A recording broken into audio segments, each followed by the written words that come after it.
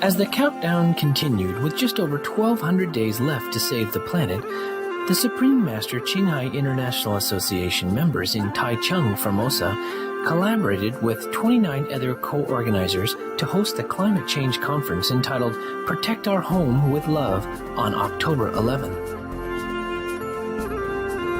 The letters LOVE signify L for Lohas, which stands for Lifestyles of Health and Sustainability, O for Organic, V for Vegan, and E for Eco Dimensions to Save the Planet. Thousands of participants attended the event to stay informed about the latest facts on global warming, ways to live sustainably, and the single most effective solution, the plant-based, animal-free diet. The conference was co-hosted by Thelmo Luis Buddy Cunanan, the famous Philippine TV host of NBN television. Discussions on the themes of love were conducted by distinguished panelists, including environmental scientist Dr. Liu Xiaochen and Professor Liu Qiongming. Famous Formosan film and television personality Miss Tan Ai Chen, President of the Formosa's first veg-promoting website, Mr. Lin Hong Roy, Chief Editor of Persimmon Cultural Enterprise Company Limited, Mr. Lin Chu Wen-er, and former pig farmer turned vegan, Mr. Luo Hun Chin. Other dignitaries included guest speaker, the Honorable Mayor Amelita Navarro of Santiago, the Philippines, and Mr. Chen Tian-wen, Deputy Speaker of Taichung City Council, graciously accepting an invitation to attend via video conference as the event's guest of honor was Supreme Master Qinghai. We now invite you to join us for the video conference with Supreme Master Qinghai entitled Protect Our Home with Love, held on October 11, 2009, Taichung, Formosa, or Taiwan.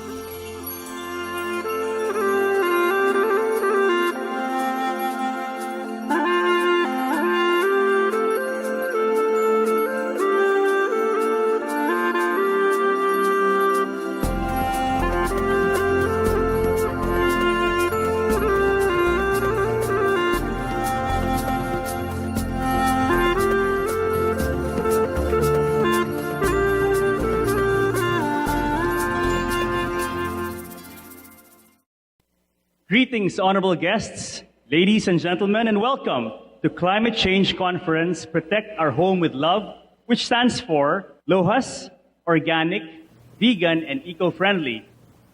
Greetings too to our worldwide viewers who are joining us today live through Supreme Master TV's 14 satellite platforms, IPTVs, cable TVs, and Internet TV via www.suprememastertv.com. Let's care for this planet and protect the environment today through this conference. I'm your host, Buddy Cunanan. Global warming and climate change have become serious worldwide concerns. The issue of climate is no longer just one-day news event, but now has a serious impact on everyone's daily life. Yes, very true. You know, there are so many terrible disasters that have happened. From the 2003 European heat wave, to the 2004 South Asian tsunami, to the 2005 Hurricane Katrina, to the 2008 Cyclone Nargis in Myanmar, to the recurring wildfires in California and Australia, to the terrible typhoons Pepeng and Ondoy that devastated Metro Manila and many parts of northern Luzon. And of course, the disaster caused by Typhoon Moraco in Formosa, Taiwan this August. And lately as well, Typhoon Parma, which did not land in Formosa, Taiwan, but caused a lot of disaster in Yilan, which made us feel like we are facing the climate change. Indeed, you know, disaster relief, making arrangements for refugees, victims of energy and food crises, collapsing ecological stability, international, regional, and local cooperation. All of these are happening around us. Today, we are extremely honored to be able to invite many researchers and experts to join our conference. And through panel discussions, they will thoroughly explain the main causes and the effect of climate change and make concrete suggestions in 4 dimensions. LOHAS, organic, vegan, and eco to address this global crisis. Yes, this conference is a product of so many groups and people coming together to protect the earth and protect the environment. And so, we have 29 co-organizers who have helped make this conference happen.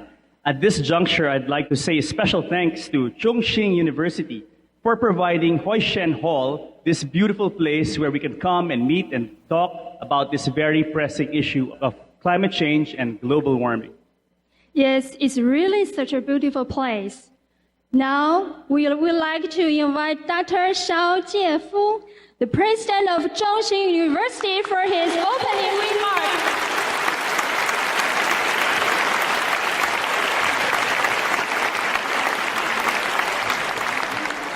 各位贵宾，大家好。我首先代表中兴大学欢迎大家莅临中兴大学来参加这个非常有意义的会议。虽然这一次会议是用学术性的这个研讨会这个字眼，但实际上呢，整个这个会议经过精心的这个设计能够让每一位的来宾都能够清楚的了解并接受这一次会议所提供的一个非常重要的气候变迁的讯息。我想大家都非常了解全球暖化所造成的这个气候变迁已经开始影响到全世界，也常常成为国际间各种重要会议的焦点议题。近年来不断有旱灾、水灾以及粮食短缺的问题，多少都跟这个全球气候的变迁有密切的关系。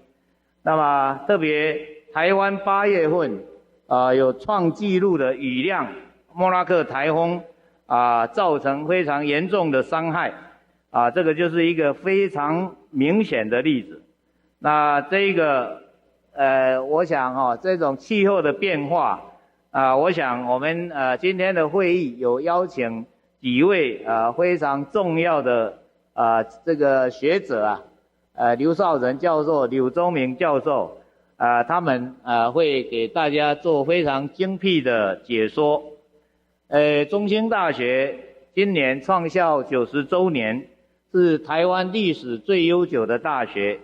目前农业与自然资源学院、生命科学院、兽医学院、理学院、工学院、文学院及社会科学管理学院有7大学院，是教育部5年500亿的顶尖研究型大学。我们特别在农业科学跟工程的领域表现非常的杰出。特别在农业科学，我们已经进入世界100大，就是85名。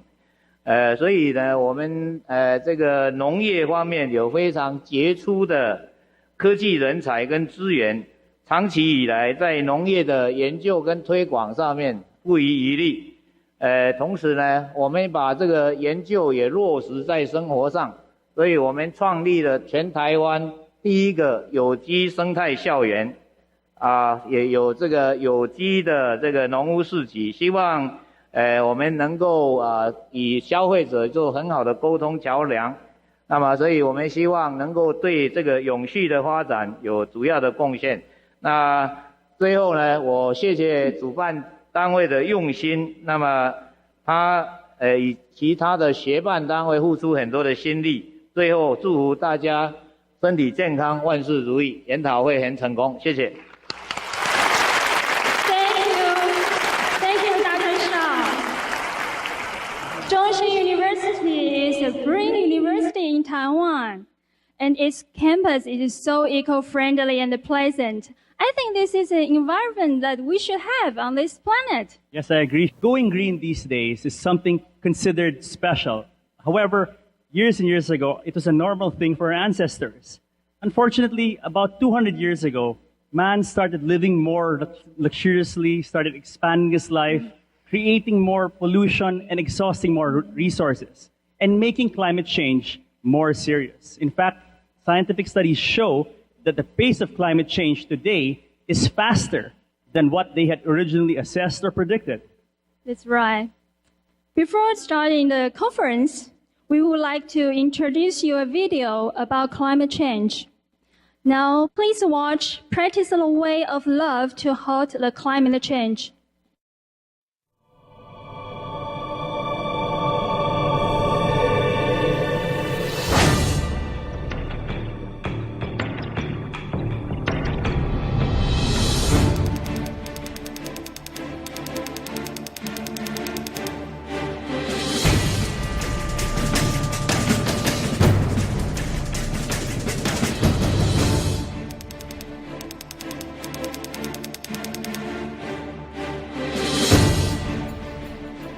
If you knew our home could be completely destroyed, or our lives are seriously threatened, would you let it continue going on?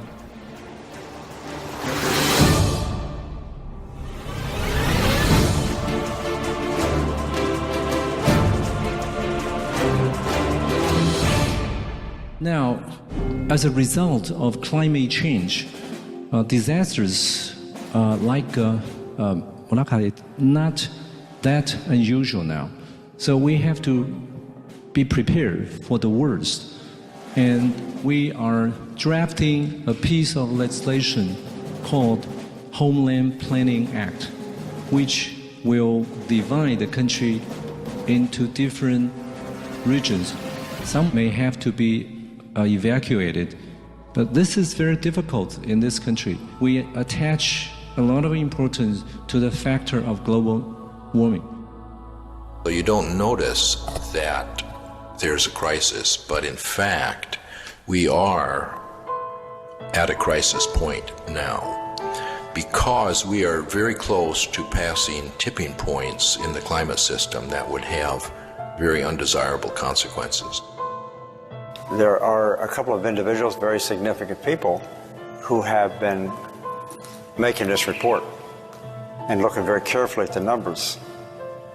And their conclusion now is that the contribution of livestock production to global warming is more than 60%. It's not the 18% which was first suggested 3 or 4 years ago. It's not even the 50-some% suggested a short while ago.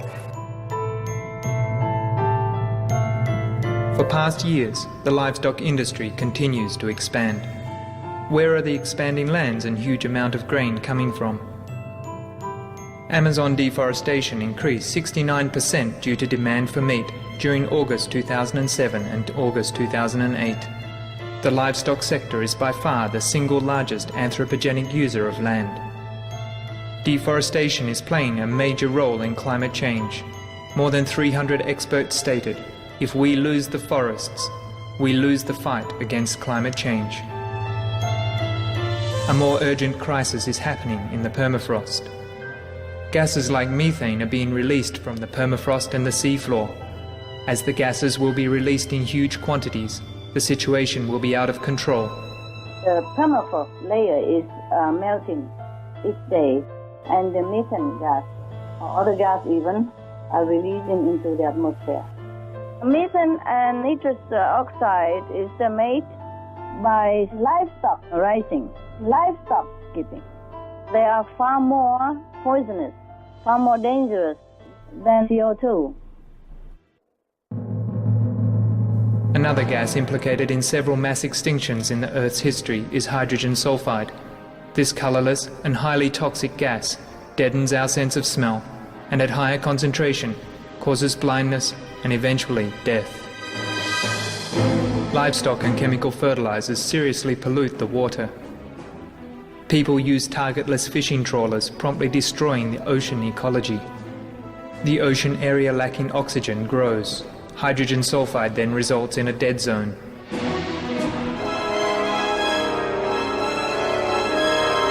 In the past, according to paleontologist Peter Ward, hydrogen sulfide in the oceans and atmosphere turned the sky green and choked off oxygen for plants, animals and marine life. He further warned that global warming caused by human activities could reproduce the same hydrogen sulfide situation that killed more than 90% of life during the Permian period. Our home is being destroyed, and our lives are facing serious threats. We need to curb climate change. The point of no return is when you get to a place where the dynamics of the system takes over and then you can't do anything about it. It's too late. There are many things that people can do to reduce their carbon emissions, but changing your light bulb and many of the things are much less effective than changing your diet. Meat production and consumption is hugely intensive in terms of carbon dioxide emissions. Unless we change our food choices, nothing else matters, because it is meat that is destroying most of our forests.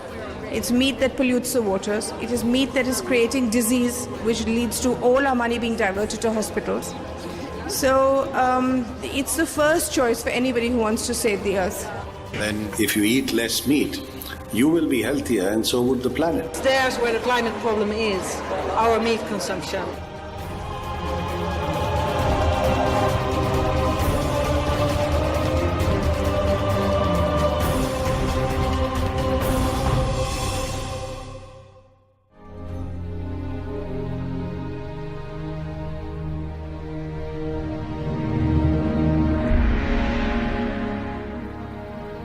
Earth, our one and only home. Earth nurses all life with love. It's time for us to be guardian of our Mother Earth, to protect our home and all the co-inhabitants with love. The lifestyle to love the earth, called Lohas. Lohas, lifestyle of health and sustainability.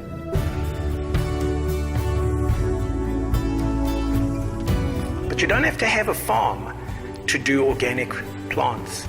You can plant tomatoes in pots on your balcony. You can put potatoes in them. You can have these shelf pots that you can plant all your herbs in. You can plant your lettuces. Try something. Just experiment. In one of the longest studies ever conducted on organic farming practices, researched by the US-based Rodale Institute, has found that organic soil management not only minimizes fossil fuel use, it can also reduce atmospheric carbon dioxide by removing it from the air and storing it as carbon in the soil. Scientists at the Institute estimate that if organic practices such as planting cover crops, composting, and crop rotation were implemented on the planet's 3.5 billion tillable acres, nearly 40% of current CO2 emissions could be absorbed.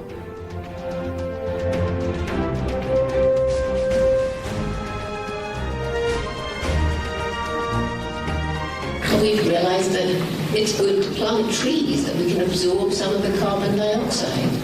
We've learned enough to know that the breeding of hundreds and thousands of animals for food is terribly damaging to the environment, so more and more people are eating less meat or no meat. I do what I do today as a hardcore vegan for the love of the animals. I know that no animal has to die for me to live.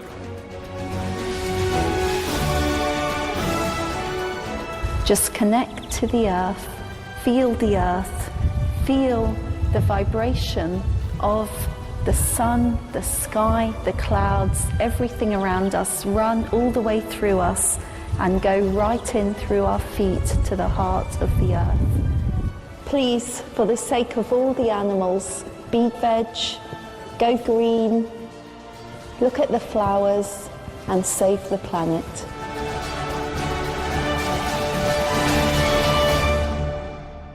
Ladies and gentlemen, this video is a reminder for all of us to respect and cherish lives and to halt climate change in order to preserve the beauty and the harmony of this planet. Yes, let's work together with love and change our daily life and attitudes so that we can end the crisis of global warming. Now we have a special video greetings from important people around the world for this conference. Yes, first we have Dr. Rajendra K. Pachauri, the chairman of IPCC and the joint laureate of the Nobel Peace Prize 2007. Let me at the outset convey my greetings to all you participants of this extremely important conference in Taichung, Taiwan.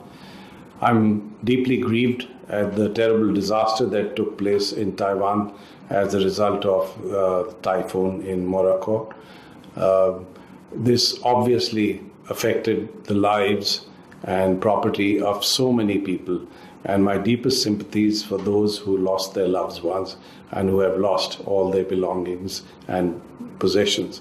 Now, I really don't want to link any single incident, any weather-related event, to human-induced climate change, because that would be scientifically wrong. But I do want to emphasize that as a result of climate change, events like this are likely to increase not only in number and frequency, but also in magnitude and intensity. So I would like to appeal to all of you to spread the message across the world that we have to bring about major changes by which we can reduce the emissions of greenhouse gases. There is, of course, a lot that we can do in industry, in transport, and in every economic activity that human beings carried out. But what is going to be critically important is for us to change our value systems and to change our lifestyles. An important element of changes in lifestyles is to be able to alter our diets. Unfortunately, the world has gone into a pattern of excessive consumption of meat protein. And you find that wherever incomes go up, people start consuming more and more meat, more and more animal protein. Just to give you an example, the first time I went to China was in 1981. And at that stage, about the only meat that people ate was pork, or some amount of poultry products. But today, with the increasing prosperity of China, you find a lot of people eating more and more meat. And China is not alone. This is happening in other parts of the world also. I find that even in India, which is essentially a vegetarian society, a great move towards eating much more meat, much more poultry products, and so on. So we know that the emissions of greenhouse gases associated with the cycle of meat production, poultry production, and all forms of animal food that we consume is extremely high. And one means by which we can reduce the emissions of greenhouse gases is to see that we cut down on meat consumption. And the result would be that not only would we be healthier, but so would the planet. It's now proved beyond doubt, medically as well, that those who live on a vegetarian diet certainly avoid some of the worst diseases that are now associated and are known to be associated with consumption of animal products, with poultry, and so on. So my submission would be that we should eat much less meat, and if possible, we should eliminate the consumption of red meat completely, because red meat, that's beef, lamb, mutton, is associated with the highest levels of emissions of greenhouse gases of all forms of food. So if we really want to save the planet, if we want to live a healthy and contented life, I would like to submit that moving towards much lower consumption of meat would be the interests of human beings, and it certainly would be in the interests of the planet. So I would like to appeal to you to consider this carefully, and you would find that when you make such a move, that you'd actually feel much better. And my slogan is, if you eat less meat, you would be healthier, and so would the planet. I hope all of you will deliberate on all aspects of climate change, and particularly on the importance of bringing about lifestyle changes. So I hope you have a productive and very pleasant conference. Thank you.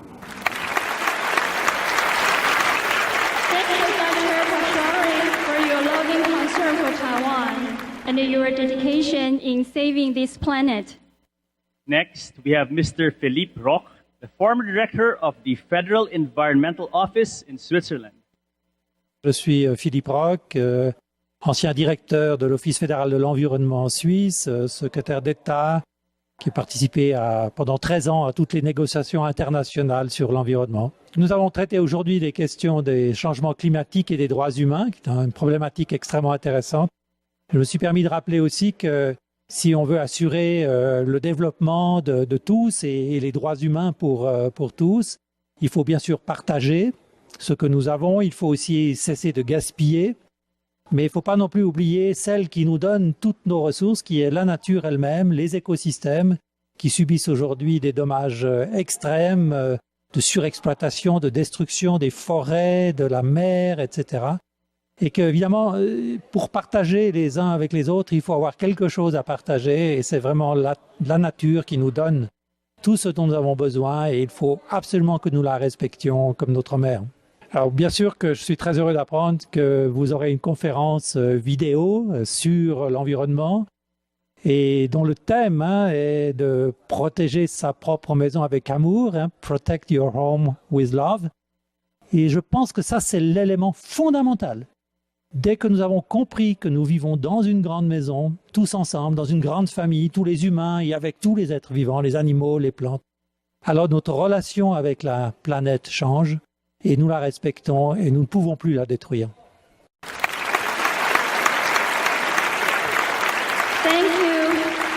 Thank you, Mr. Philip Rock, for your encouraging words. Next, we will have Mr. Gilberto Natalina, the City Councilman of São Paulo City, Brazil. Meu nome é Gilberto Natalini, sou médico, praticante da medicina e sou vereador da cidade de São Paulo pelo PSDB. Estou no meu 3º mandato de vereador. É muito importante que se realizem conferências como essa pelo mundo, porque o momento é um momento muito difícil, muito complexo. O planeta Terra está passando por modificações muito graves nas suas questões climáticas e eu quero desejar então aos participantes da conferência muito sucesso, um bom debate, que saiam propostas muito positivas para a melhoria das condições do planeta. O governo brasileiro está devendo para o mundo uma posição firme com respeito ao combate ao desmatamento da Amazônia e das nossas florestas. O crescimento do desmatamento das nossas florestas se deve, entre outras coisas, ao avanço da fronteira da agropecuária no Brasil. Isso significa destruição de floresta para a criação de gado para se servir ao mercado. O que existe no Brasil é um desperdício de terra, é um desperdício de água na criação de gado para servir tanto ao mercado interno como ao mercado externo. Eu acredito que as medidas de sustentabilidade são indispensáveis, são fundamentais no mundo de hoje e trabalhamos muito para que isso exista na nossa cidade e no nosso país. Acredito também que a agricultura orgânica é um caminho muito importante, muito saudável para a proteção da saúde humana e também para a proteção do ecossistema, uma vez que os agrotóxicos são grandes destruidores. Dá aqui um exemplo prático. Grandes bandos de marrecos na região, por exemplo, do norte fluminense, na Lagoa Feia, foram dizimados por uso de agrotóxicos em plantações no entorno da lagoa. E, por último, a questão do uso de vegetais na alimentação, né? O costume dos vegetarianos. Isso também pode ser uma medida extremamente importante, mas aí nós esbarramos nas questões culturais da humanidade, de povos de vários países do mundo que durante milênios se alimentaram de carne animal e que é preciso haver todo um processo de educação, um processo de discussão para que as pessoas possam mudar de hábito. Eu quero pedir ao Dr. Pachauri e à Suprema Mestra para que se dedique, e tenho certeza que eles vão se dedicar, com todas as suas forças para que esse encontro seja vitorioso. E quero pedir também para que todos os participantes do encontro vistam a camisa da sustentabilidade, da defesa do planeta e nos ajudem, particularmente nos países em desenvolvimento e nos países mais pobres, para que os povos desses países possam superar a miséria, superar a pobreza e defender o planeta. É o nosso desejo sincero, em nome da cidade de São Paulo, em nome do povo paulistano. Muito obrigado.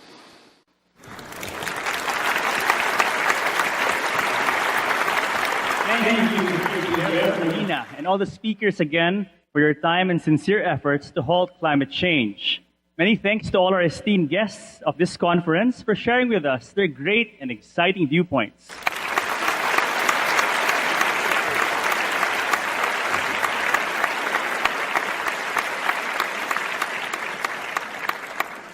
We're extremely fortunate today to have so many experts who will thoroughly explain to us the main causes and effects of climate change and make concrete suggestions of actions that can be taken. Yes, action now is very important. Our estimating experts have put lots of effort to study climate change and appealing to the people of the world to recognize the very real threat of global warming. First, we would like to introduce Dr. Liu Shaochen. Yes, Dr. Liu is currently the director of the Research Center for Environmental Changes, Academia Sinica. He is also the co-chairman of the Laboratory of Atmospheric Chemistry and Climate Change, Chinese Academy of Meteorological Sciences. He used to be the director of the Laboratory of Atmospheric Physics, National Oceanic and Atmospheric Administration, or NOAA. Join us in welcoming Dr. Liu Shaochen.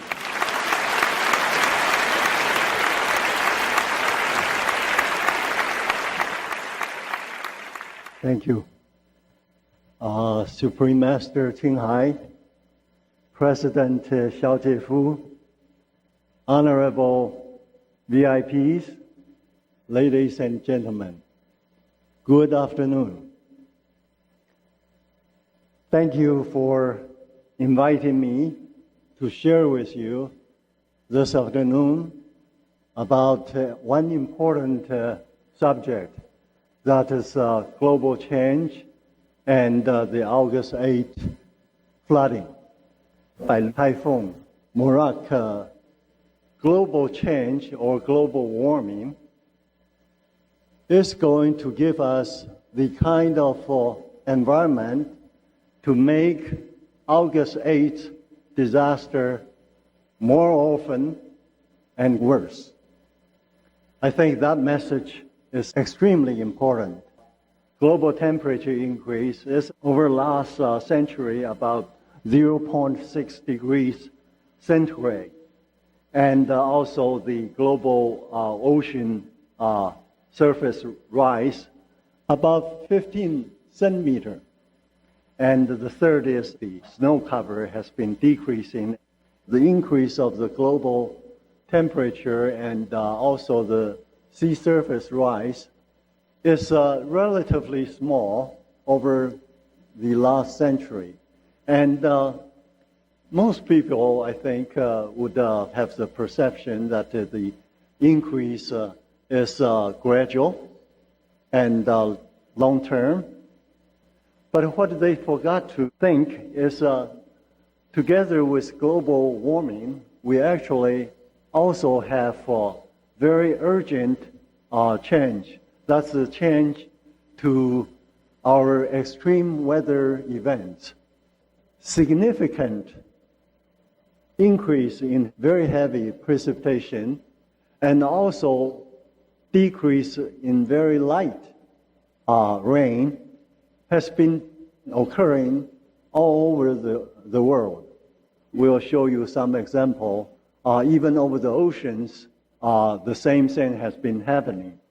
And with the increase of very heavy precipitation comes the increased risk of flooding and also mudslides, just like the August 8 flooding in southern Taiwan.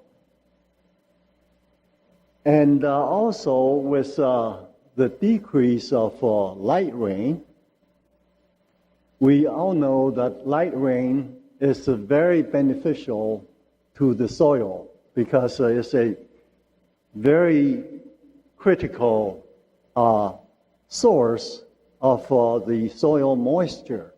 And by losing light precipitation, we are increasing the risk of droughts. Despite the disaster of flooding only 2 months ago, the drought situation in Taiwan in the last few years have been very severe and very frequent. And that has to do with the decrease of light rain in Taiwan. This figure shows the change of precipitation intensity in Taiwan. Showing to the right, these are very heavy precipitation. Here are very light precipitation. And different color means the average of every 10 years, except the blue one is the last 5 years, 2001 to 2005. And years 1961, 1970 is on top. You see light precipitation has been decreasing and heavy rains increasing. This is the whole United States. You can see the same thing. The heavy precipitation are increasing. The light one, United States, are different from Taiwan. The light one actually didn't show much change. That's mostly because in the U.S. in the last 50 years or so, the entire precipitation has been increasing, while in Taiwan, the total precipitation has been rather constant. This one is for China, of course, you see. This shows the linear trend of number of days of very light rain, 0.1 millimeter per day. That's Chinese drizzles, or Chinese called Mao Mao Yu. And blue means decrease. And you can see over most China has been decreasing.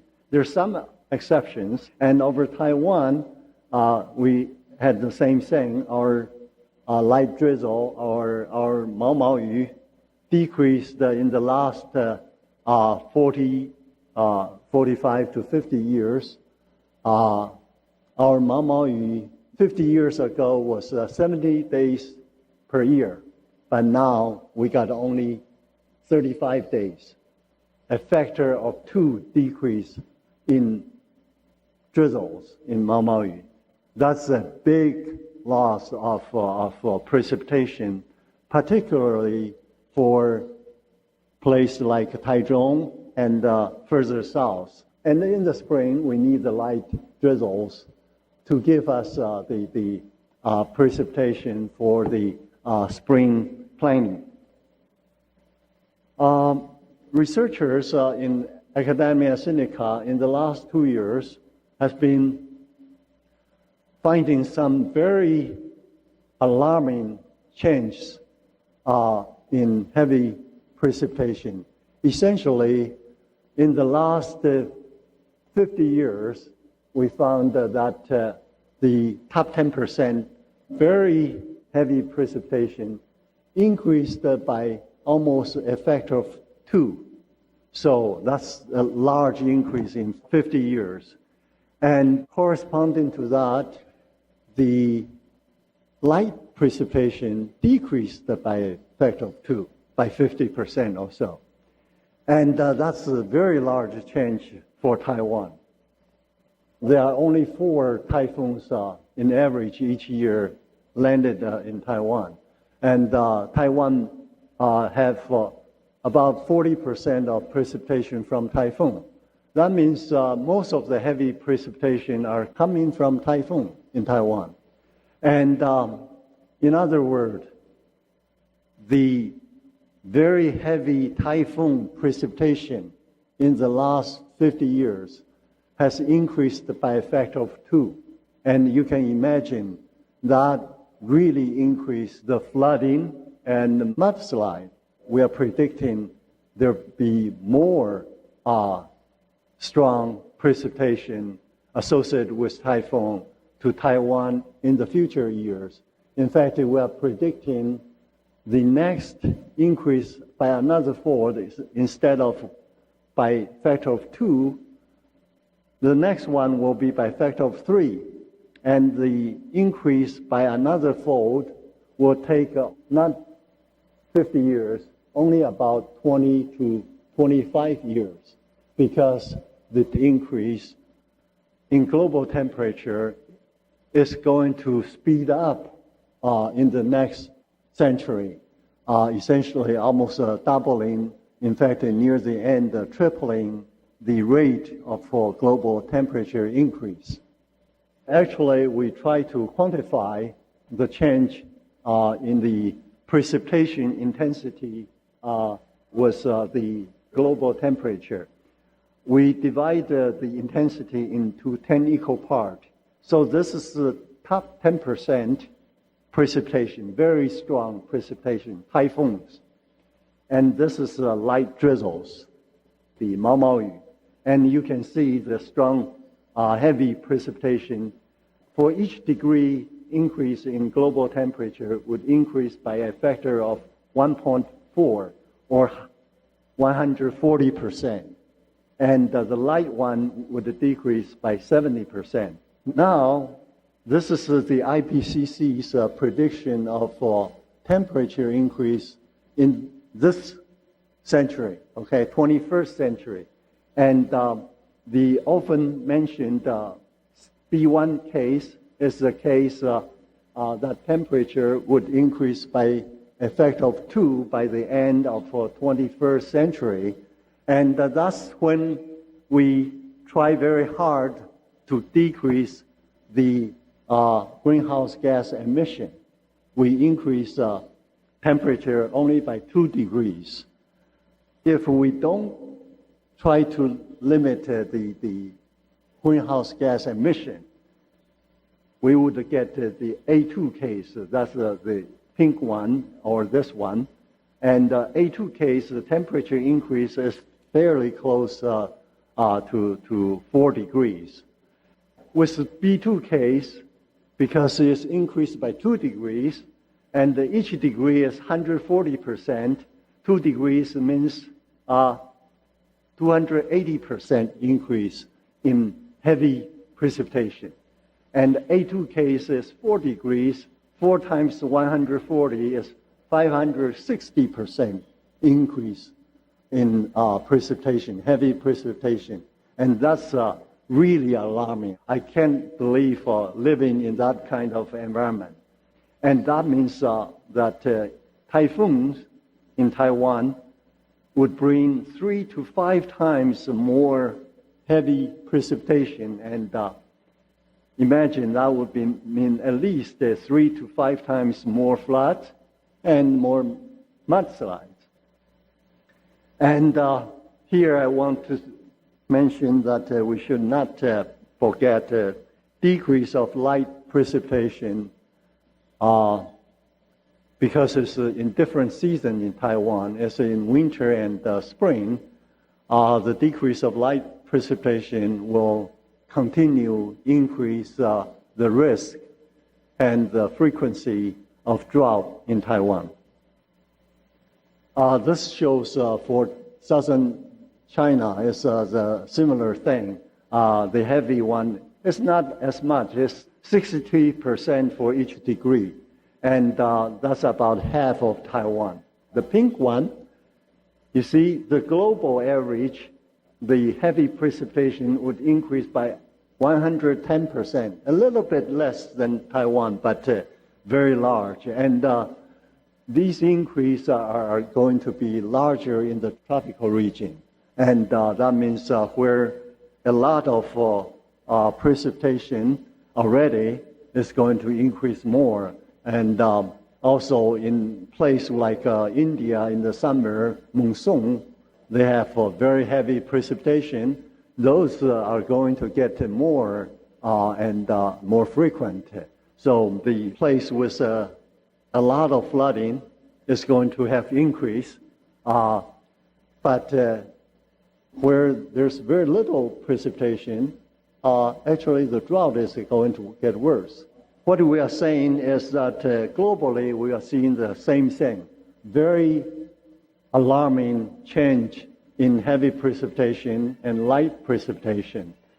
And the only way to stop these kind of disastrous change is to stop increasing greenhouse emission. Thank you for your attention.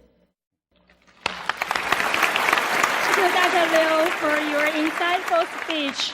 Thank you very much, sir. We need more scientists like you to awaken people and make people understand the seriousness of climate change. Let's give him another round of applause, please.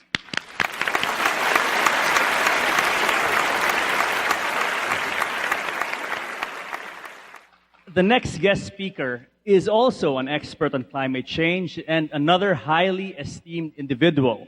He is Dr. Liu Chongming. Dr. Liu is the professor of the Department of Atmospheric Sciences and the director of the Global Change Research Center of National Taiwan University. Let's now warmly greet and welcome Dr. Liu Chongming.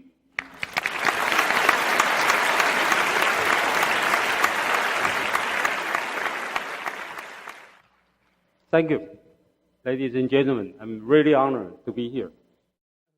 In the past 10 to 15 years, I've been attending many different kinds of seminars, conferences, lectures, and so on. But today is more than 1,000 audience, and I understand through broadcasting, it's probably like 100 million. I'm really honored to have this opportunity to talk about what I've been doing in the past few years. Climate change is ongoing, and the global temperature keeps warming.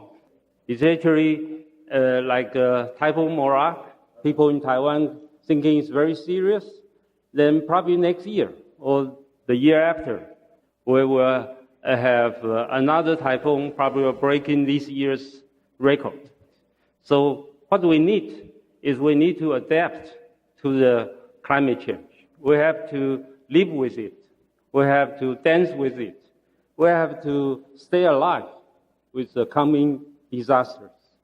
And to have the way to do it, it's not just personal, everyone, what we can do about it. We actually need the government.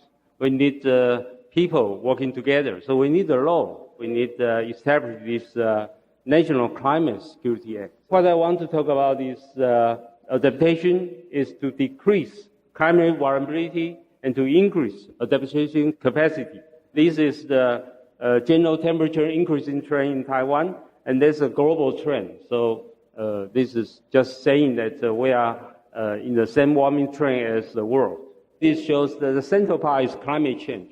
Okay, it means that the ongoing climate change composed of a lot of events like temperature increase, heavy rainfall, and sea level rise, everything. So it will have more hazards, disasters, and will affect our primary industry like agriculture and so on.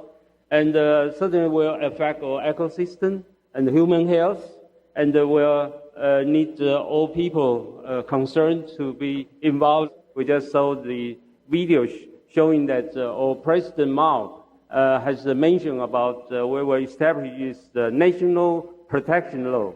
This is all included.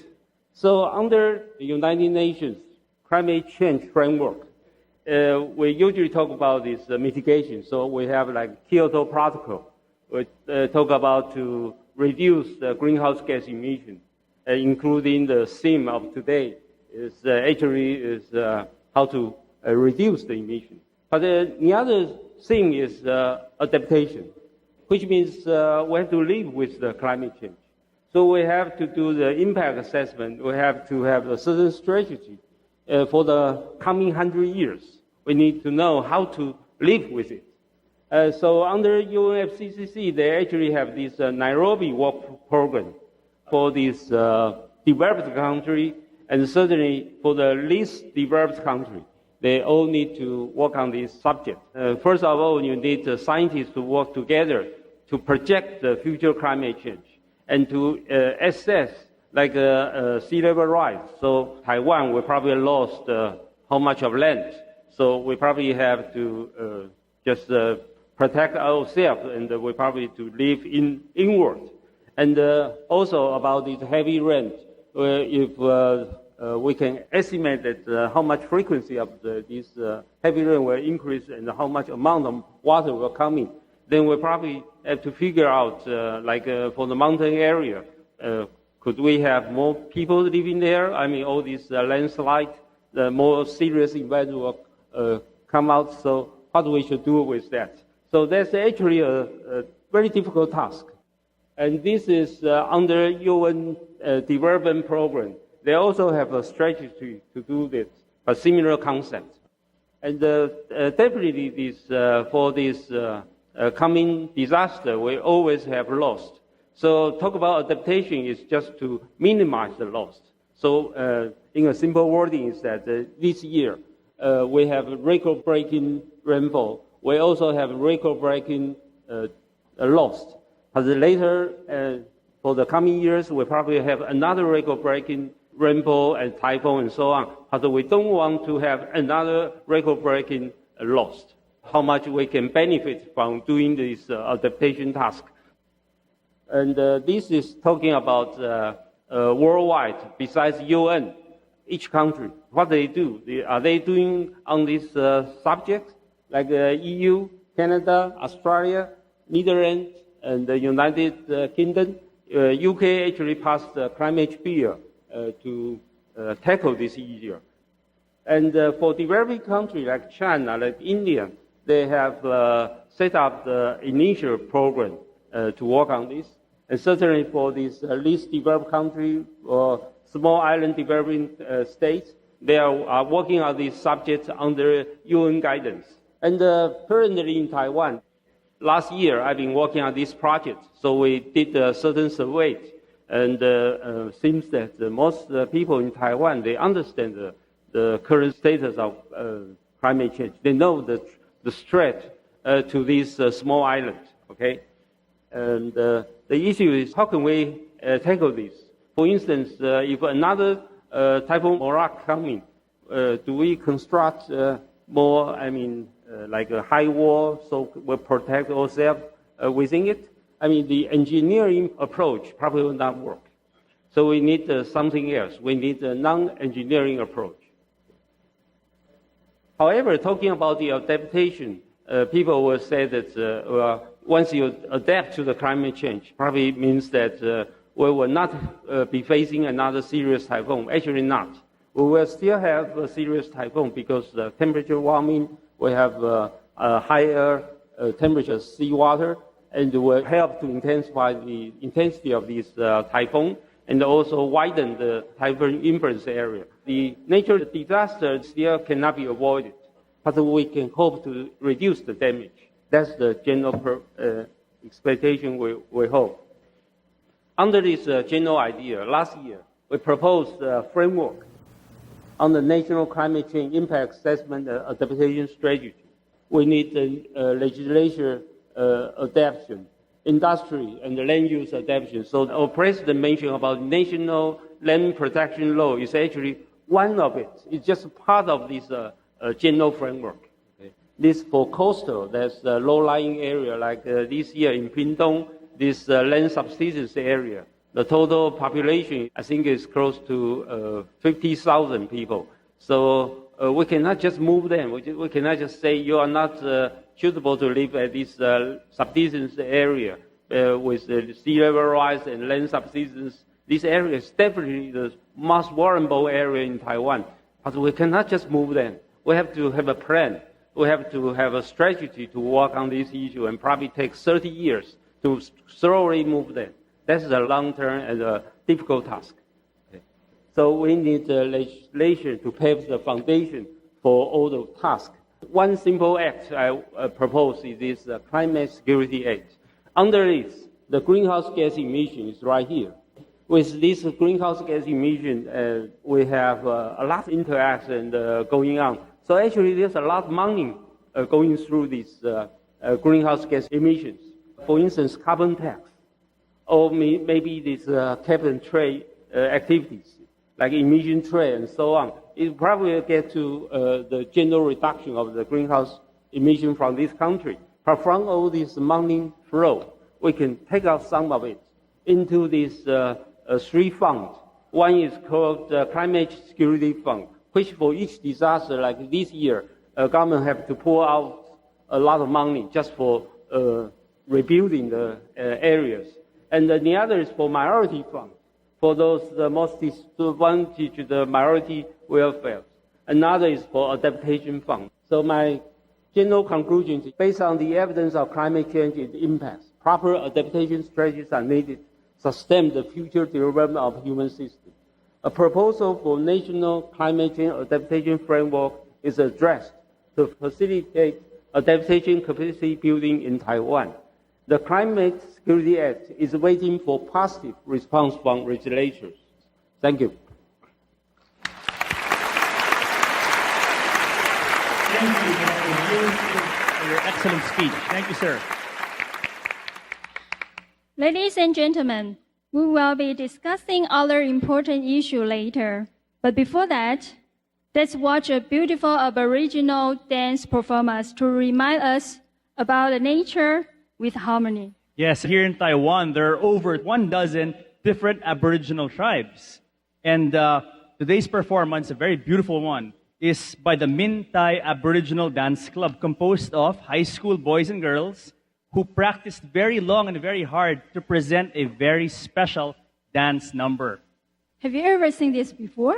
No, but in the Philippines, we also have many Aboriginal tribes, and they're very similar to the ones you have in Taiwan. So this is something that Philippines and Taiwanese share, the Aboriginal links. And today's dance is actually 3 special dances that are now merged in one, called the Mountain Forest Shaken Dance. So let's all extend a hand of friendship to our Aboriginal brothers and sisters by giving them a warm round of applause. Hãy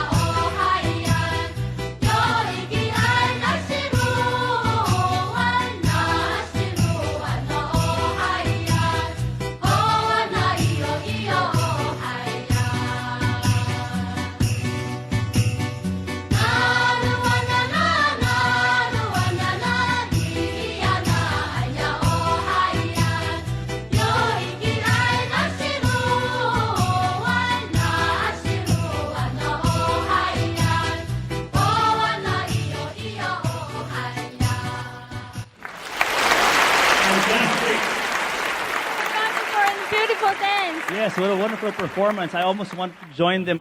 Now, this is a beautiful example of the beauty of ancient traditions and the need for all of us to preserve these for generations to come. Now, many thanks to the Min Thai Aboriginal Dance Club, whose members are actually members of Taiwan's indigenous tribes as well. Yeah, do you know eagle is a holy bird of Aboriginal? No. I saw some of them dancing kind of like an eagle dance. Yeah. So every boy has been taught to learn the spiritual of the male eagle. Yeah. How interesting. How interesting. And it was one of the three themes of the dance. The first one was harvest, the second youth, and the third power of nature. We have a special video greeting for all of you from Miss Liv Cleveland. She is the information director of the Norwegian Animal Protection Alliance, who will share with all of us the need for humankind to coexist with nature. Greetings to all of you who participate at the conference. This is Liv Cleveland. I work for the Norwegian Animal Protection Alliance as a lawyer, and I'm working to try to give animals the rights that they deserve in our society. I'm a vegan, and that's because of the animals and also because of the environment. In our society, animals are kept in factory farms where they have no possibilities at all to live like what they are made for. Young babies are taken from their mothers. Mutilations are common. The animals are fed intensively. Many of them never see sunlight. They are kept indoors all their lives. And they are transported to slaughter in thousands, in millions. So the animals are forced to live in a way that is detrimental to their health and welfare, and that is a major reason for me not to eat the meat. Also, I don't eat meat because of the environment. Meat production is actually one important reason for why our climate is changing so rapidly. To stop to eat meat is something that everyone can do to help stop the changes in the climate. And a lot of the energy in that plant food is lost in the animal to keep the animal alive and as manure from the animal. So it's much better to eat the plants directly because then you'll use less energy than if you eat meat.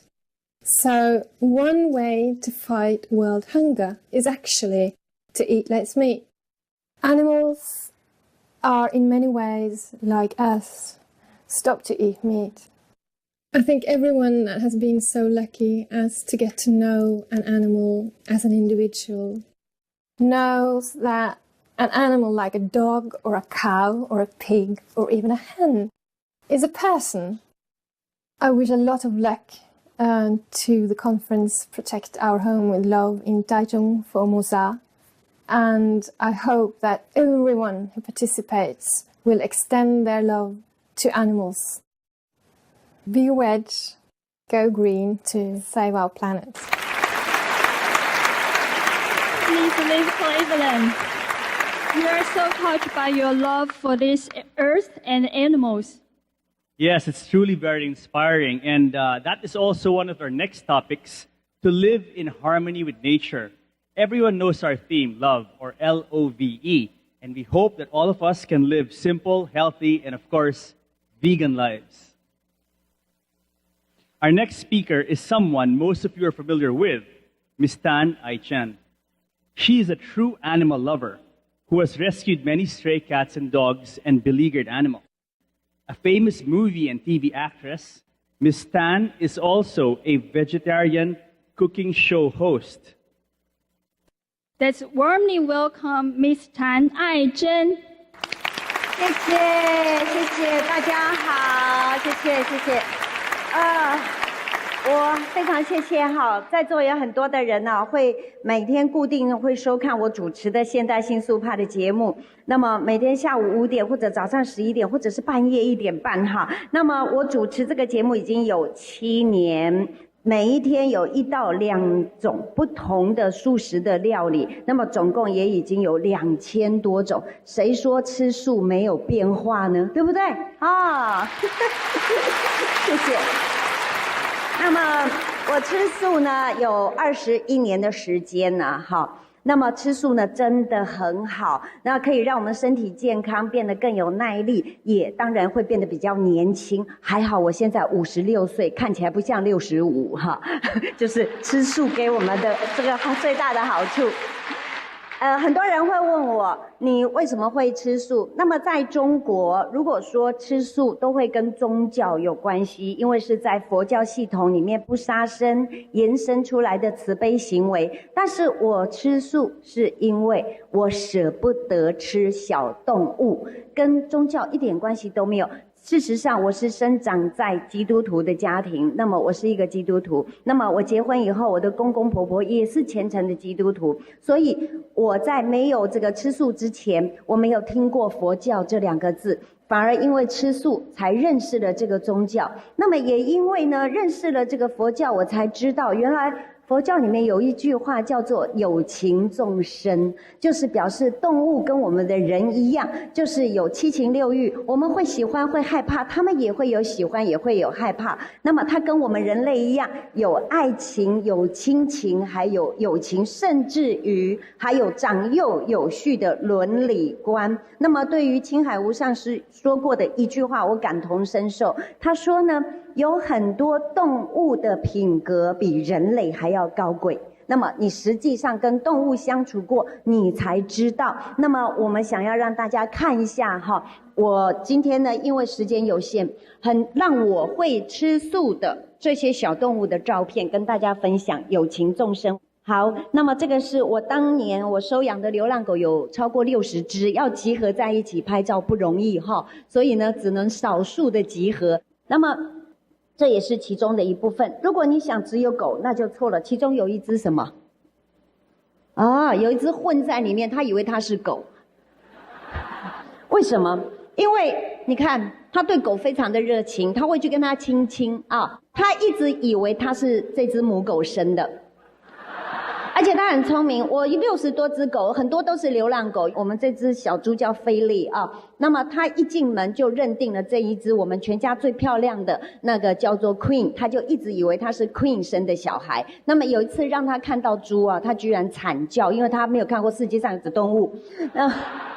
然后呢，好，那么人家说他是迷你猪，那么他非常的 nice， 对狗很好，那对人当然也没有话说。只要我一坐下来，他一定爬上来要亲亲，他非常的热情。当一个猪用鼻子一直亲你的时候，其实呢也是蛮奇怪的哈。那么这只猪呢，它非常的聪明。当时我养它的时候，人家跟我说它是迷你猪，哈，迷你猪就变这样了。那还好，木栅动物园觉得它有教育的价值，所以收容了它。它进了木栅动物园以后呢，它就更不迷你了，它躺在那边只会吃。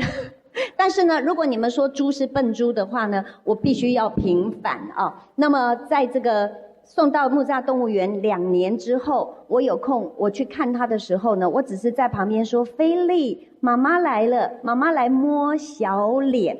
他一听到摸小脸，他就马上站起来，因为呢，他最喜欢把他的大猪头让我来摸，他自以为他还是小脸，所以呢，我一摸他，他马上就站起来。人家就说他怎么会认得你？我说当然哦，因为他是我儿子嘛，所以他2年之后还认得妈妈的声音。所以你说猪是笨猪，那真的是冤枉他们了。那么如果你想我只有养狗跟猪的话，可能就错了。这些狗呢，都是我曾经饲养过的。这是獒犬啊，大家都知道獒犬会吃人，对不对？很凶。但是呢，事实上呢，我从它的身上印证到，因为我每天放佛经给它听，然后让它听佛号，不到半年，它不但不会咬人，它甚至于可以让邻居不认识的小孩每天牵着它出去散步。所以说呢，其实动物跟人一样，经过教育跟这个影响，它是可以改变心性的哈。这些动物都其实是跟不可思议的佛法有关，这些都是瞎眼的狗啊，那也是我那个时候捡来的。好，那么大家看到的这是一只什么？松鼠。那么它是被妈妈遗弃，它掉在草堆里面的时候呢，大概只有不到10公分，那么眼睛还没有张开，然后我用针筒，然后用米浆一点一点的把它喂养长大。那么长大到了7个月的时候，因为我养动物我不会关，我就放养，让它在院子里面。那么它居然趁着我不在家的时候，带着她的男朋友回来。是一只长得非常英俊的大松鼠。那么每一天呢，它把它自己吃的食物吃完之后，都会留1、2颗葡萄，偷偷的咬着带到围墙外面给她男朋友吃。那以后我就会帮她准备 double 2份，然后她自己吃饱了再带给她的男朋友。可是每天她都是这个样子，跟他出去谈恋爱，然后晚上回来睡觉。可是慢慢的她就不回来睡觉了。那么但是她每天还是回来会咬食物出去给她男朋友，因为我一定会帮她准备了1份。那么到了8个月大的时候呢，她居然有一天开始她也不回来吃东西了。我非常着急，我就打电话问这个木栅动物园的兽医，他了解了这个情况之后再问我他几个月大，我说8个月大，他就直接跟我说了一句话：恭喜你做阿嬷。所以你说他们有没有爱情？有，我非常恭喜他有这样子的一个归宿哈。好，我们再来看下面，他像不像我生的？跟我长得好像哈。那个时候呢，因为很可惜的是，在20几年前，我们台湾没有动物保护法，那么也没有野生动物中途之家，所以那个时候台湾的人呢非常喜欢养野生动物来做这个宠物。那么有的时候是弃养，有的时候是没有办法养，所以我那个时候有一个非常多事的老公，他都会说我老婆会养，所以他就把它带回家，所以我才会有这样子的经历哈，跟这些动物相处。那么当然你只要跟他相处，他就是把你当作自己的妈妈一样看待。来，我们再看下一张。好，这是一只什么飞鼠？飞鼠也是因为它出生以后，它的妈妈不愿意喂它奶，它的主人也不会养它，所以呢，我把它一点一点的养大，到最后我还要教它怎么飞，因为它以为它是狗，它是用脚在地上走路。那么我们就在想说，飞鼠在森林里面最怕什么？老鹰，对不对？可是我们家的飞鼠跟老鹰可以共同相处。来，我们再看下一张。好，这是我那个时候收养的一只台湾凤头苍鹰，这是我那时候收养的一只猫头鹰。哈，你看在森林里面，他们互相会说你是我的食物。好，那另外一个会说你不要吃我。可是在我们家呢，他们都和平相处，他们每天都会站在衣柜上面呢，然后看着我们。那他们最喜欢共同做的一件事情，就是站在椅背上看着窗户外面的狗，这就是他们每天例行做的事情。这只大老鹰，它也是我那时候收养的一只小鹰，它为什么看我的嘴巴，你们知道吗？因为鸟都是用嘴巴喂孩子，对不对？他把我当妈妈，我只要回家，他一听到我开门的声音，他就在里面一直大叫，然后他每天都要看我的嘴巴有没有食物，所以我也会故意放一点食物，用嘴巴喂他吃，让他感受一下这个亲子的这个感觉哈。好，这是一对鹅，在他们身上，这一对鹅爸爸、鹅妈妈的身上呢，我看到了他们那一种没有办法这个去形容的一种爱情，还有父母子女的亲情。好，它真的深深的让我感动，希望将来有这个机会跟大家分享这些小动物的故事。你们说蛇认不认得人？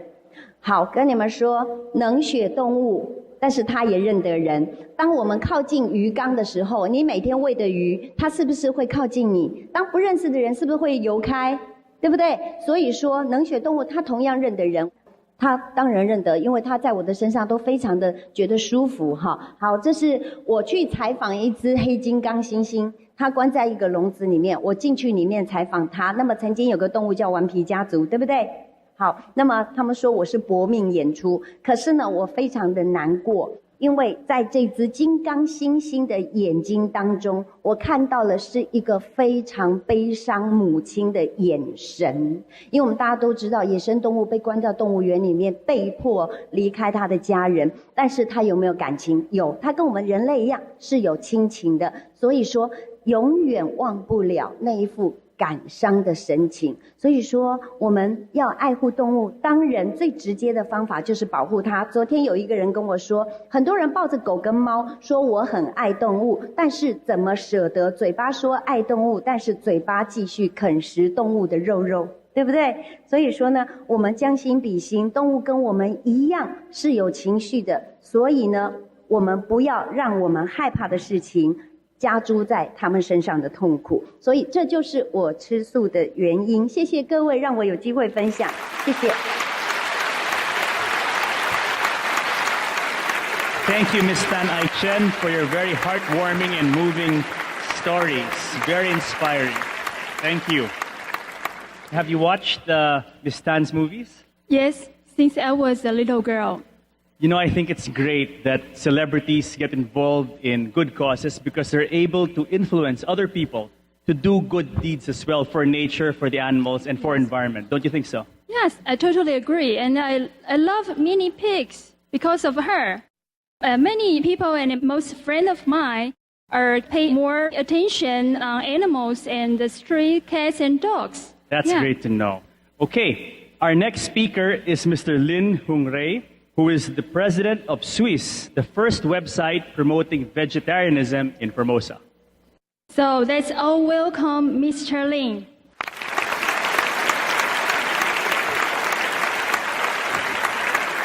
各位先进午安，今天很荣幸来到这里跟大家分享，如何做一个自在的素食者。那首先呢，我跟各位分享一下我吃素的经验。我从吃素开始到现在总共13年。那一开始吃素的原因呢，我想一开始也是因为从一些教育当中让我了解到，原来动物跟我们人是一样的。也从这里开始呢，我从高中时代就开始学习吃素。虽然看起来很年轻，可是我已经快40岁很多人说啊，您今天看起来很年轻哦，其实是吃素的关系。那从以前到现在，我觉得说经过整个素食环境的演变，从早期我们吃素是非常困难。我记得以前在吃素的时候，我最好的伙伴就是饭有珍菇1罐，然后或者是什么香松1罐，加上1碗白饭，这个就是我的午餐，甚至是晚餐。那当然托这样的一个饮食习惯之福啊，我那时候体重只有59公斤那结果经过这几年的素食的演变啊跟进展以后啊，我发现说现在在台湾吃素是非常幸福。不管是最简单的我们平淡的素食也好，或者是豪华的，或者是各种各国各式的料理都有。尤其呢，我们这个同修在台湾开了好几家的 Loving Heart 真的是非常的造福我们素食朋友，也给大家热烈鼓励一下。那我想在我们先前的几个演讲当中，我们知道地球暖化已经造成我们环境的变化非常严重。我们才不久的8.8风灾，以及前一阵子的台风，都造成非常大的伤害。于是呢，我们开始发心，我们要开始吃素，我们开始要从每日的饮食当中开始呢，降低我们肉食的一个比例。每个人都会说，干嘛要吃素？吃素有什么好？对不对？每一个人都有一个终极目标在那边。那我们呢，试着放下心去对待每一个人。也许他们暂时还是不能了解我们的苦心，可是呢，我们不用太过积极的去刺激他，我们只要呢，随时偶尔丢给他们一些事实的真相，比如说我们先前所听到的一个博士的演讲，以及我们在 Supermaster TV 所看到的一些讯息，我们偶尔丢一些讯息给他，偶尔丢一些讯息给他，渐渐的他们就会去了解。我简单举个例子来讲，我个人的爸爸早期是非常反对我吃素，那我采取的方式呢，我不是以他去争辩，我还是吃我的素那爸爸呢，他每次反对，我总会证明给他看，他的理论是错的比如说吃素不营养，我就吃得胖胖壮壮给他看。他说吃素呢，会不结婚，我就结婚给他看。一再的去解决他的困惑。渐渐呢，我们家的聚餐从素食是里面的一小菜一小菜开始，渐渐呢变成一半，半桌素半桌荤。再过来最近这几年变成呢吃素的是一大桌啊。那我爸爸的朋友呢，他每次来消遣他说啊，你养这儿子啊，怎么这吃素啊，没男人味啊，怎么样？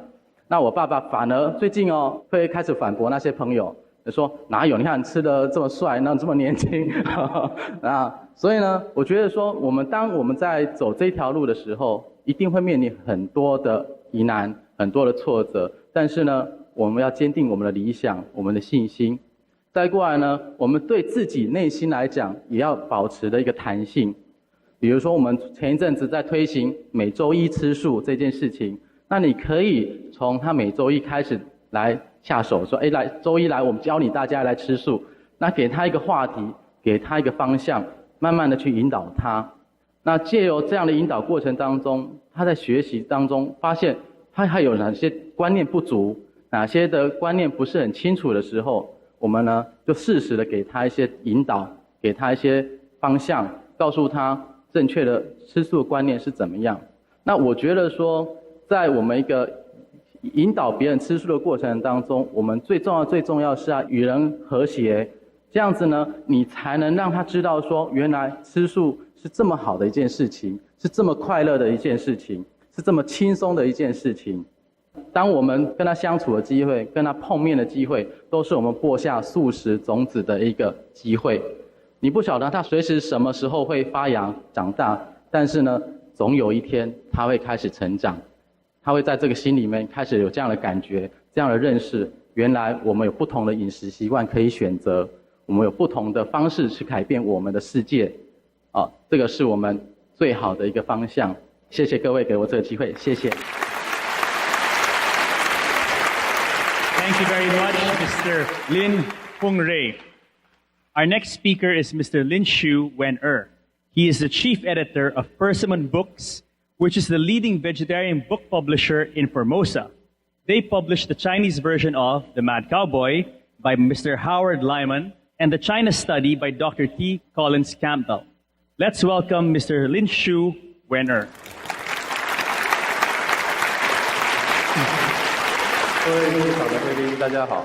我觉得我想要分享一下，我们怎么去跟大自然共处。我觉得其实跟大自然共处只有一个很简单的原则，那就是你把大自然当成一个人就可以了，你不用要求你把它当成神或者什么。我想大自然其实是一个好人，它给我们四季，它给我们一个你可以预测的时间，什么时候会有春天、秋天、夏天。它会随着季节来，但是偶尔它像人一样，它也会有一点脾气，所以它有的时候它会给你一点幽默感。你可能准备要去盛装赴会的时候，它给你一点下雨，然后你可能就是淋着落汤鸡，但是过了一会，可能天气又好了。它其实是照着时间来，你如果顺着它的时间来做的时候，其实你所得到的大自然的庇护是非常的多的。但是现在的世界好像不是这样子。中国话有一句叫做天人合一啊。这是一个非常好的一个境界，但是如果我们真的体验到天人合一这个事情的话，我想应该不会有人愿意伤害大自然，因为伤害大自然等于就伤害自己。但是实际上面，我们又是常常在做伤害自己的事情，所以其实这么好的一句话，我们其实并没有做到。所以我觉得对待大自然的第一个原则，只要你把它当作人，人需要尊重，人需要你去爱它，你需要去呵护它。所以其实如果可以用这样的心情去面对大自然，你不用太复杂的道理，也不用太大的哲学，其实你就会知道我该怎么去亲近它这样子。那如何亲近大自然里面呢？刚刚讲了一个原则，那我认为有3个步骤可以做。第一个步骤就是说，先不要去急着认识大自然是什么东西，我们应该先去认识说我到底是什么东西，认识我们自己本身最重要的是什么东西。那什么是我们生命中最值得珍惜的？有的人可能会谈说，可能是爱情，那也可能是金钱。但是其实在这里面，所有的命题里面，如果没有生命本身，其实后面的爱情或金钱其实都没有任何的意义。所以我觉得第一个是要先认清楚说，大自然真的你认为它对你很重要吗？如果你真的认为它很重要的时候，你就自然就不会伤害它。但是因为大家都距离它太远了，所以未必会真的会这样子去认知这样子。所以我觉得，如果当我们真的认识到这一点，我们才有可能真的认识到说，我的生存跟大自然是结合在一起的时候，你才会开始正视这个问题。那第二步是什么嘞？我认识到说大自然真的对我很重要的时候，其实我们因为跟它距离又很远，所以我们需要开始学习。我常常看到说有一些父母或是年纪比较长的，他们可能会想要急于教育小孩子，可能要学钢琴，然后学一些别的东西。但是其实真正应该受教育的应该是我们自己本身，就是我们自己可能对大自然也都不是很认识这样。所以我们以我们大人的这个角色，我们反而应该要重新学习，到底我们是不是真的认识它。那认识它最好的学习方式就是向你的小孩子学习。你如果去观察小孩子，那大概4、5岁的这种小孩子，他可能才牙牙学语，你会发觉说小孩子对大自然是不会有惧怕的，他会去摸狗，甚至会去摸可能你认为比较害怕的蛇啦、蜥蜴的，但是我们反而会看到这些东西会害怕。有一次我在公园里面，有一个小孩子，他看到一个所谓的攀木蜥蜴，他就过去想要去跟他阿嬷讲说，阿嬷那边有个攀木蜥蜴这样子。他阿嬷看到攀木蜥蜴之后，就立刻倒退了3步，就赶快把他叫回来说，那个是变色龙，你要赶快回来，它会咬你这样子。每个人看到大自然他不认识的东西都会害怕。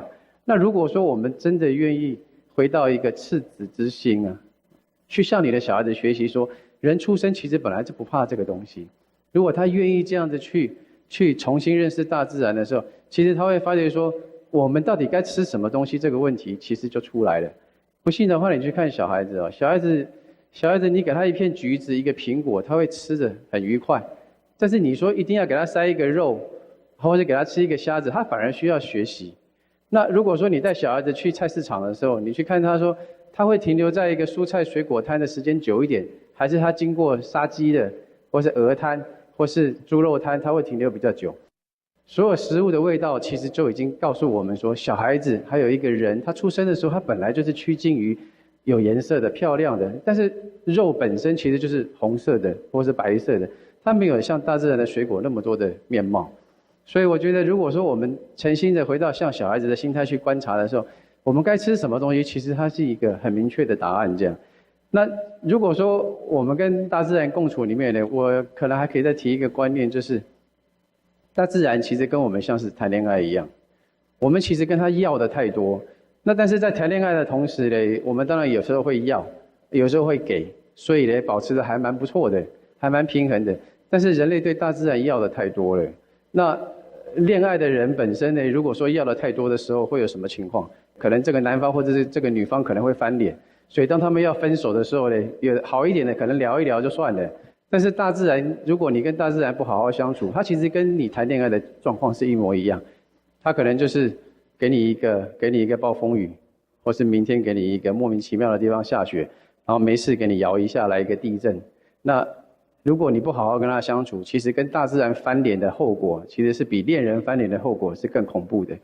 好，我觉得到了第3步，应该是一个，当我们觉醒的时候，觉得说大自然很重要，然后从我们的生命中学习到大自然对我们的启发之后，接下来我觉得我们应该要的就是付出，因为唯一只有付出的时候，你才能够再得到。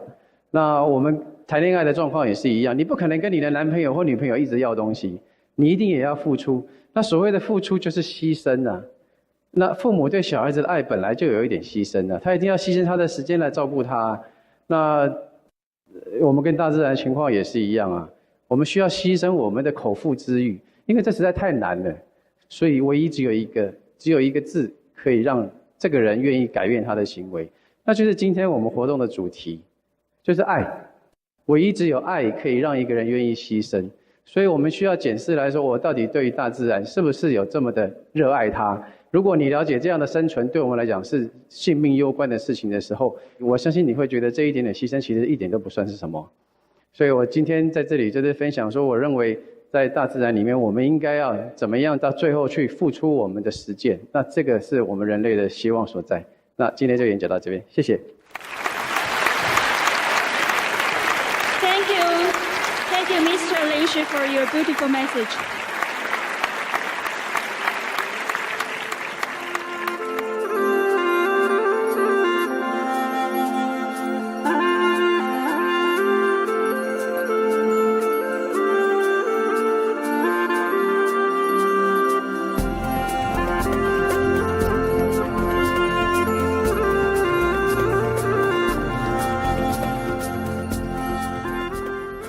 身是养猪户，我现在转为素食。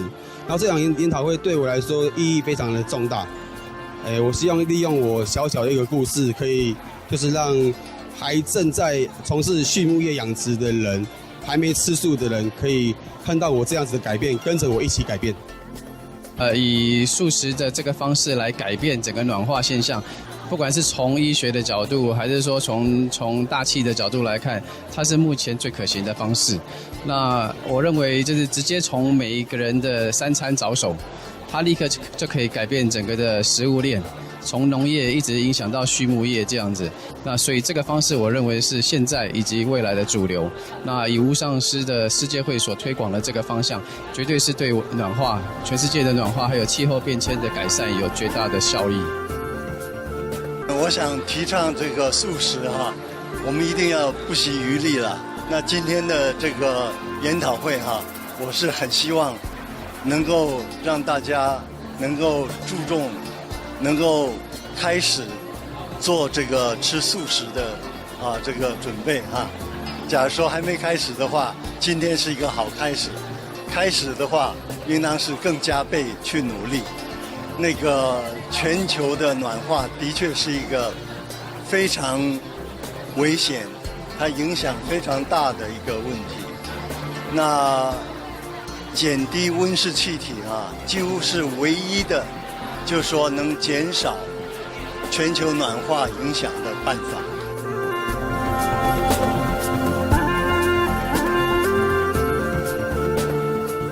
我觉得不分国籍、不分宗教、不分团体、不分政党，大家有志一同，就是为了自己的身体健康，也为了地球环保，我们应该要用蔬食来救地球。